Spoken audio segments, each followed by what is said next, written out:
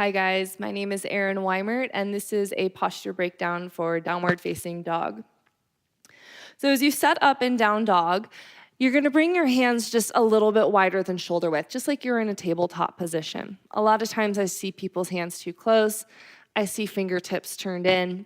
So find your wrist creases parallel with the top of the mat. Another point of reference is having your index fingers parallel like goalposts. So try those both out. They're minor adjustments. See what feels best. Again, hands just a little teeny bit wider than shoulder width, wrist creases parallel to the top of the mat. From here, plank is a really great reference point for the distance between your hands and feet in down dog. As you lift your hips up and back, you might feel tight in your legs. If that's the case, you're gonna work on bending your knees until your hamstrings open up.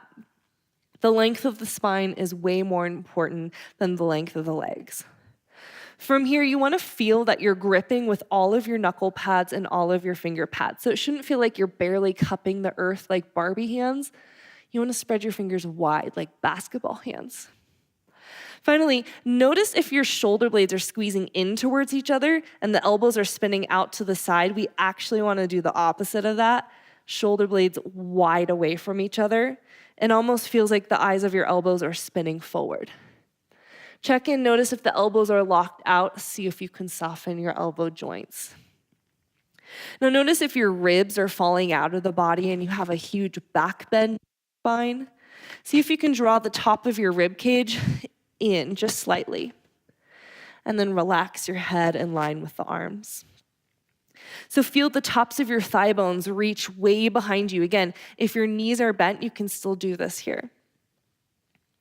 Again, feel that you're pressing through your palms, your arms are long, your head and neck are relaxed and free of tension. Shoulder blades spinning away from each other, biceps hug in, top of the ribs hug in. Thigh bones back. Some of you might have your heels on the ground, but most people won't. That is your posture breakdown for downward facing dog.